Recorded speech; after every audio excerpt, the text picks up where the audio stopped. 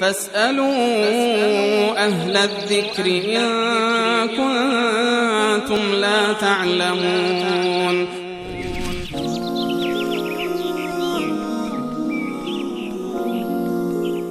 بیننده دیگه ما سوال دارن، میگن آیا سیاه کردن موی سر و ریش درست هست و یا خیر؟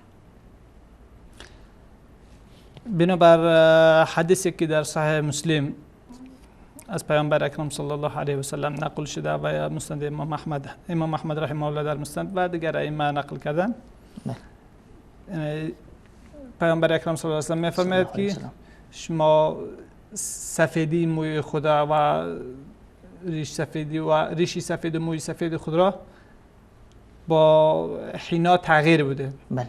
واجتنبوا السواد و از رنگ سیاه خودداری کنید، پرهیز کنید. لذا باید از رنگ سیاه و حنایی که کاملا سیاه بوده باشه باید پرهیز کرد. بله، در بدیل او حنای آمیخته با رنگ بنی و نسواری و اشکالی و اشباه نزدیک به اون میتونه که استفاده کنن و تقریبا عین مطلب ادا میشه.